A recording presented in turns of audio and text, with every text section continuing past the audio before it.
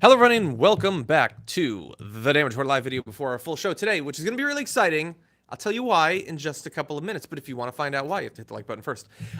Before we get into the preview for, yes, I've tried the Neti bot. I'm just going to be sick for the rest of my life. Let's just accept it. So before we get into all of that, let's talk about one of the stories that unfortunately isn't going to make it onto the full show, but I do want to talk to you about.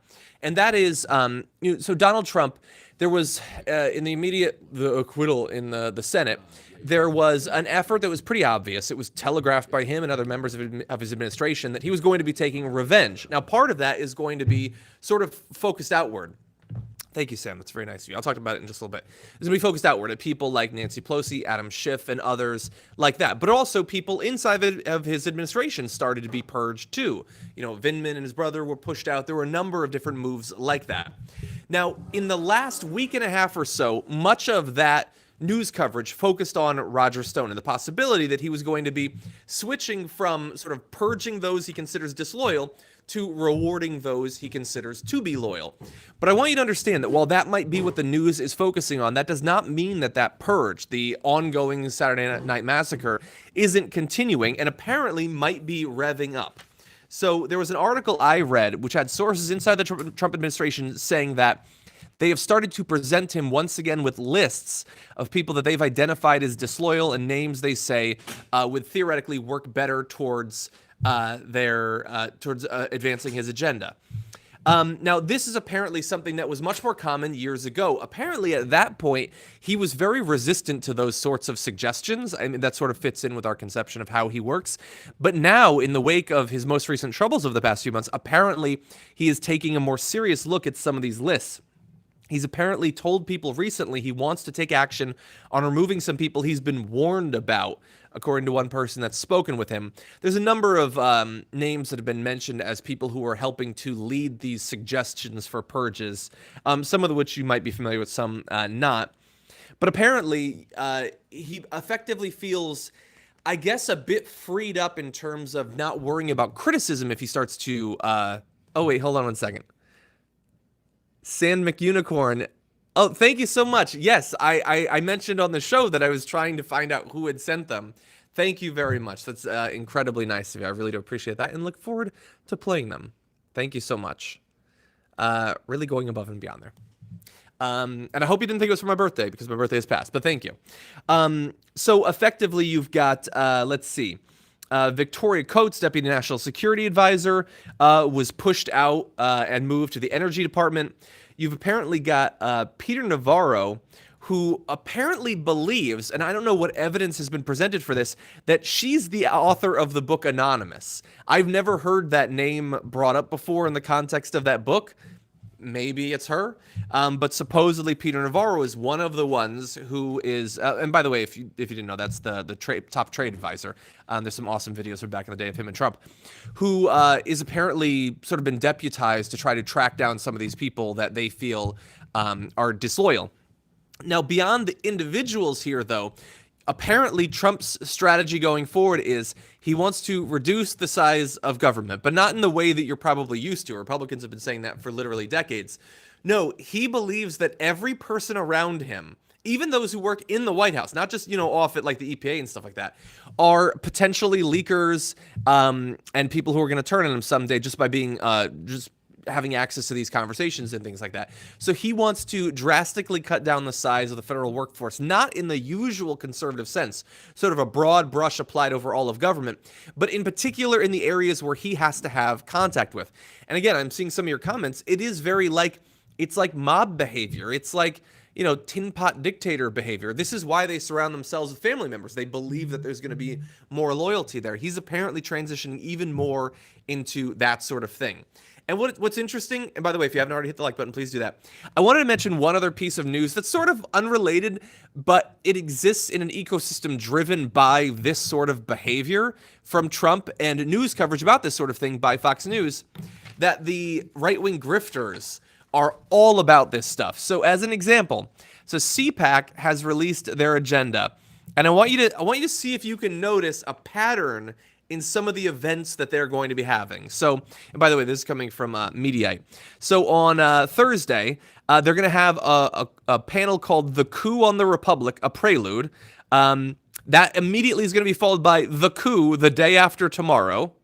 A few hours later, there's going to be a panel called The Coup, Rosenstein and Comey, The Empire Strikes Back. By the way, some of these have Republican representatives on them. They're continuing with the whole coup thing. 20 minutes after that panel starts, and unfortunately that means you're going to have to choose between The Coup, Rosenstein and Comey, The Empire Strikes Back, or The Coup, impeachment hyped slimes and Nancy's schemer.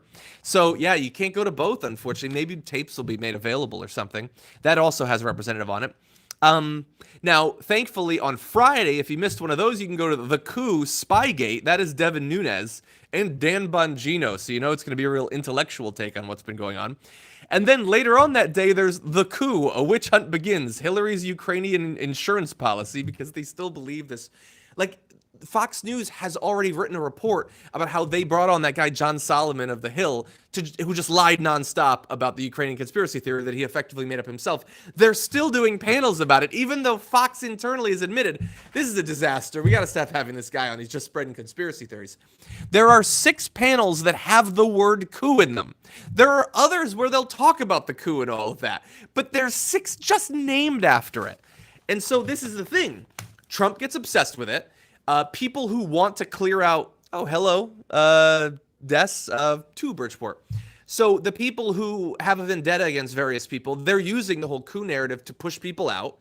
And the grifters in the media, the writers and all of that, they're then just hyping it up and talking about it to get people to support them and buy their books and stuff like that. It's this whole coup like ecology that's sprouted up. And it really works for all of them because as much as conservatives like to, attack snowflake libs and stuff like that, they want nothing more than to be a victim. And continuing this narrative allows Trump to present himself as a victim.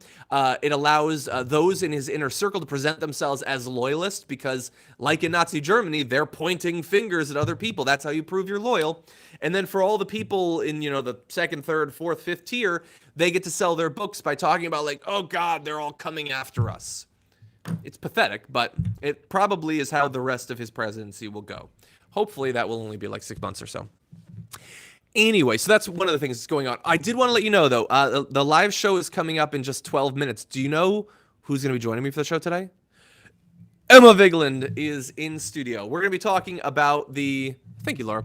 We're going to be talking about the Nevada caucuses, what it means going forward. We're going to give you we're going to talk just a little bit about tomorrow's debate because that's going to be pretty important too. Let's see. We've got Chris Matthews melting down once again on MSNBC. Oh, we're gonna check in on Mike Bloomberg. How did that debate performance and the conversation of the last few days after it, how has that affected the way various groups view him? Fascinating data. And we've also got 2 guests who are going to be joining us.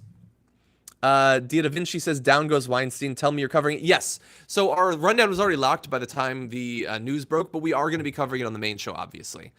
And so we'll be talking about that. And Emma's going to be leading the second hour of the main show today. J.R. Jackson will be on both hours, and I'll be on both as well. So we're going to be covering that and much, much more.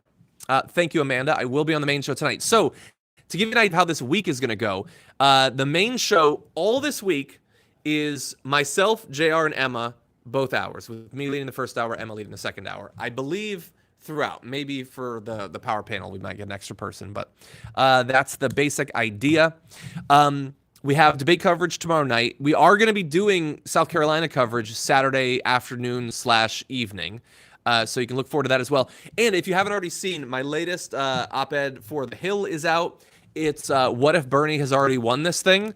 There's a link in my Instagram bio, I guess, if you want to go directly to it, or you can Google that title. And basically, I make the case that there has never been, at least in my lifetime, a Democrat candidate who at this point in the primary has as strong of a position as Bernie Sanders now. And Emma and I are going to be talking about that a little bit more later on, too. Gabby, I have been on Rising. I don't know. So you should understand one thing about me is I don't push to be on show. Like, I don't message people like, hey, put me on your show or your podcast or whatever like that. I probably should, because this is an industry where you're supposed to self-promote like hell. I don't send my tweets to people and tell them to retweet it. I don't I don't do any of that stuff. I can't stand it. And I know it hurts my career and my like reach or whatever. But if you want to message these people, feel free. But whether it's for me or for Emma or anybody else, if you want to see someone on the show, feel free to tweet them. But I don't generally do that. I know I have to self-promote. I hate it. It's just terrible. I'm not in this to like, do any of that stuff. But anyway, and like I said, I have been on it before. Okay, I do have to go. We got 9 minutes. Emma's going to be here. Stick around. 9 minutes. Let's do it.